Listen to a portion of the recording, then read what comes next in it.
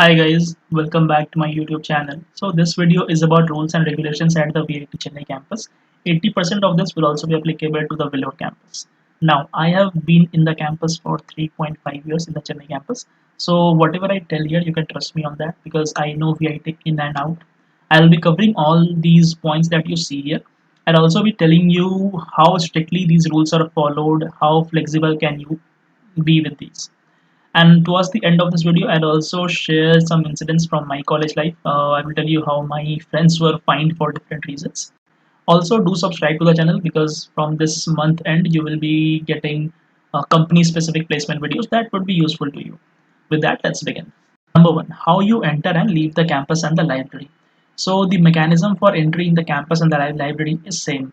You will need your ID card anytime because ID card has a chip inside it. So the gates are kind of what you see in the metros. You have to touch your ID card on the sensor and then you have to give your thumbprint, and after that the gate opens. So this is how VIT also tracks your in time and out time. Whenever you give your thumbprint, a time will be noted that this is the time when you went out and this is the time when you came in. And this is same for campus also and library also. Now, second point, how do you enter and leave the college? When you go to the college every day from hostel or whether you're a day scholar, so you will need your ID card around your neck always. Now, how strictly this is followed? So this is not very strictly followed because people often tend to forget their ID card. So guard simply asks you to write some reason there on the register that why do not you have your ID card, and you can write that and you can get inside. Not a big deal. Third point, in time and out time. So for boys, the campus in time for weekdays and weekends, both it is 6 p.m. For girls, the campus in time for weekdays is 6 p.m. On weekends, they are not allowed to go out. Now, hostel end times. So for boys, the hostel end time on weekdays or weekends, whatever, it is 9 p.m. For girls, it is 7 p.m. Both for weekdays or weekends. Now, how strictly this is followed? So in the first year, boys will have to be extra careful that they have to get inside the campus by 6 p.m. and inside the hostel by 9 p.m. But from the second year onwards, the things get little relaxed. Like I have come to the campus many times by 7 p.m. or even 7:30 p.m. inside the campus, and I have also roamed around the campus after 9 p.m. in the night outside the hostel. So things get pretty relaxed after the first year. And for girls, I think you will have to strictly follow these rules all throughout your 4 years because the girls' hostel is pretty strict. Fourth point, electronic items in hostels. So definitely electronic items are not allowed, but do people have electronic items? So I'll tell you about myself. In the first year, I had a kettle in my room. In the second year, I had a kettle, I had a induction stove, I had an iron in the room. And in third year also, I had these items. And in the fourth year, I will tell you specifically, my friends and I were planning to buy a washing machine. But then we thought this would be very too funny, so we dropped that idea. So this is not allowed. Electronics items not allowed, but you can keep them if you are careful enough. Now, sleeping in others' AC rooms. So many people think that they will take non-AC room and then they will sleep in their friend's AC room because of the high fees of the AC rooms. So in first year, it is pretty difficult to do that because warden comes to take attendance and he might just enter your room somehow if your room is not locked. So in first year they are pretty strict about it, but from second year it doesn't really matter. You can sleep in whoever's room you want. People in fact permanently shift to other rooms. They just the four bedrooms, they are pretty large, so people just drop their mattresses in those rooms and they live there for the whole year. So from second year onwards it is pretty chill, but in first year you will have problems if you do that. But then people do it in the first year also. If you are clever enough, you can do it in first year also. We have done that. Now, eating in mess which you haven't taken. So people ask me, Bhaiya, if there is something nice that is being cooked in the other mess, can we go there and eat? So you can go there. What happens in mess? Initially, they used to have a mess ID card. In first year, they do check it pretty strictly, but second year onwards, the hostel strength is very huge, so they cannot really check it very strictly. Later, they even introduced that fingerprint in mess also, but then people used to find their ways around it. I have personally found my way every time around it. I have always eaten chicken in whichever mess it was available. So you will these things will learn in the college how to do that. So in first year again this will be kind of strict, but second year onward you will be able to manage. But you have to be clever enough. Now, celebrating birthdays. So you would have read on Quora or many other websites that on celebrating birthdays you get fined. So is that true? So that is definitely true because celebrating birthdays in the hostel rooms is not allowed. So what VIT wants from you? So VIT actually, let's say your birthday is on 3rd of July. So you want to celebrate it on the night of 2nd of July at 12 in the night. So VIT will ask you to celebrate that birthday in a designated time slot at like 10 p.m. and at a designated area in the hostel. It doesn't want you to celebrate it in the rooms because the logic VIT gives is that you will make your rooms dirty. Do people actually follow this? So I'll tell you about myself. In the first year, we were actually caught in celebrating birthday, but then did we stop after that? So no, we never stopped after that. We have celebrated every single birthday in hostel rooms. It was only in the first year that we were caught. After that, we were never caught, and nothing really happened to like any of my friends who ever celebrated birthdays in the hostels. So this is just a kind of overhyped rule. Again, if you're clever enough, you can get around this. Not a big deal. Now outside the hostels, so yes, in the evenings outside the hostels you can do you can celebrate any way you want. You can throw the cakes on each other faces and everything. Outside the hostels nobody cares. Now, next point, bringing food from outside to the hostel. Again, VIT has this thing that it doesn't want you to take food to your room. The logic again same as previous one. VIT thinks that you will make your rooms dirty. That is why it wants you to eat food outside the hostel, not inside the hostel. So let's say you have ordered some food from outside, from some restaurant. So VIT wants you to eat it outside. But then I think it is pretty stupid because what I used to do, if sometimes it was not allowed to be taken in the hostel, I used to take it in the classrooms and eat. So anyway, you will make something or the other dirty. So again, and also in the hostel also we used to smuggle food. What we used to do was on the first floor, some of our friends used to live. So we used to like we did not used to go through the main gate. We used to pass food to the first floor. There is an actually area around the first floor where you can go and then you can pass food inside through the windows, and then you can take it to your rooms. Drugs and alcohol. So this is one point where I would like to reiterate that VIT is very, very strict. You should never take a chance with drugs and alcohol. So I'll tell you about an incident from my college life. Around 13, 14 students were suspended for one complete year. So all their subjects, they got back in all the subjects for both the current semester and the semester previous to that. So 1 year they wasted of their college life because, and they weren't even drinking in the college. VIT found photos of them drinking somewhere in Pondicherry or something like that. So you have to be very careful about drugs and alcohol. VIT doesn't tolerate it at all. This is one point where VIT will not be flexible at all.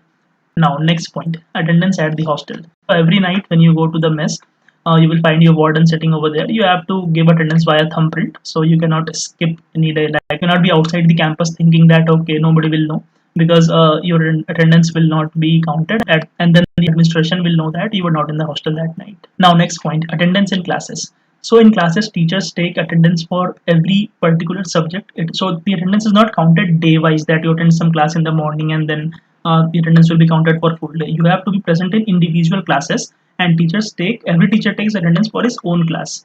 So is this rule flexible? So yes, this rule actually becomes flexible because if you are jugaru enough, you will go to the faculty's cabins and you will beg them for attendance, and they might give you a one or two extra attendance. So sometimes this rule can be flexible. Now, next point, cheating in examinations. Now, VIT is very strict about cheating, just like I told you about alcohol and drugs. I know many of my friends got semester backs because of this. So when VIT catches you cheating in a single paper, in a single subject, it gives you semester back, not the subject back, but full semester back, and then you have to pay 6,000 rupees per subject of that semester to re-register those subjects. So never cheat in exams. But then, is this flexible? Definitely, you can cheat in the examinations. People do cheat in the examinations, but be very careful. If you get caught, you will get semester back, and my friends have got semester backs. Next, dress code.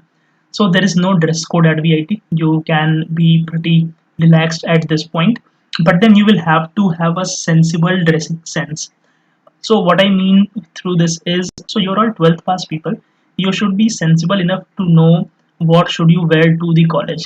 Like, you shouldn't go in half pants to the college. So now you can argue that, bhaiya, what's the problem in half pants? It doesn't affect my learning in any way. But then even I personally think that there should be some decency. If you're going to the college, at least wear pajamas, don't go in half pants. Now, next point, and I think the point that the students are most concerned about, PDA. So first of all, understand what PDA means. So public display of affection. So public display of affection is kind of restricted at VIT, but it doesn't mean that you cannot make out at VIT. So why do you even want to make out in the public in front of the guards? You will anyway feel awkward there, right? So there is no concept of PDA guards in Chennai campus. People say they are present in the Vellore campus, but I'm telling you they're not present in the Chennai campus. But if you try to be affectionate in front of the guards, they will definitely come and give you a warning. And if you try to get too close, they will definitely impose a fine on you. That is for sure. But my point is, even if you want to do something, there are enough places in the campus where you can do whatever you want, away from the camera, away from the guards. There are classes, there are no camera in the classes. Go to the classes when they are free. You can do whatever you want. So I know what people do in the campus. Now, next point, where do the fines go? So this is one point where I want to appreciate VIT, because whatever fine the VIT imposes on you, people say VIT is a money-minded college. It takes fines from you because it wants to make money. So this is not the case. The fines that you pay do not go in VIT's pockets. VIT actually gives you address of a particular NGO or some old age homes, and then you have to go and pay that fine as a charity there, and you have to bring a receipt from there. So this is one thing that I like about VIT. Not that it imposes fine, but the fine doesn't go to VIT. It goes to some other charity or old age home. Next point, separation of boys and girls in college fest. So in Vibrance, when there are star nights, when the music bands and actors and actresses they come, so that time in the audience section, VIT makes at least like 2-3 feet separation between boys and girls, and you cannot cross those fences. There will be people between you. So this side there will be boys, and other side there will be girls. So these are some things that VIT has put in place. I don't know about the logic. Next, going out of the campus on weekdays and weekends. So how do you go out on weekdays and weekends? On weekdays, both girls and boys, you can simply go via the gate. You just need to have your ID card. That's it. On weekends, boys need to sign a leave form, but that is kind of a formality. You can just take the leave form, sign it, and drop it to the warden, and you can go out. But girls cannot go out on weekends. But VIT provides some bus service to the girls, and they take them out in batches so that you can go around the market on weekends if you want. But is there any other way to go out? So yes, there are other ways to go out. So do not do this in the first year, but second year onward, people do jump through the fences and go out. Now, some incidents from my college life.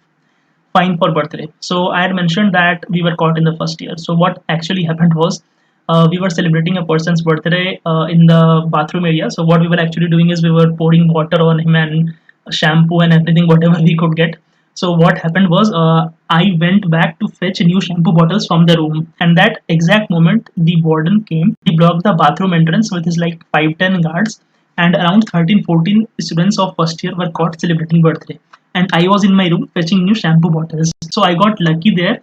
And then when the warden came to my room, I quickly switched off my light, and then I pretended that I was sleeping. And the warden actually asked me paper and a pen, and then he was like, "Beta, please, थोड़ा help कर दो, बच्चे बदमाशी कर रहे हैं." So I was like, "Okay, sir, sure." So I went with the warden, and I also stood at the bathroom entrance, and all my friends were lined up there, and the warden was writing down their names, and I was just laughing because I was also a part of that celebration 5 minutes ago, but now I was on the other side of the events, and all of those students they were fined 3,000 rupees that time. Second incident, a friend of mine, what he was doing is he was waiting for the lift, and then just subconsciously he was scratching some notice on the wall like this. So VIT saw that in the camera and they fined that guy like 6,000 rupees if I'm not wrong.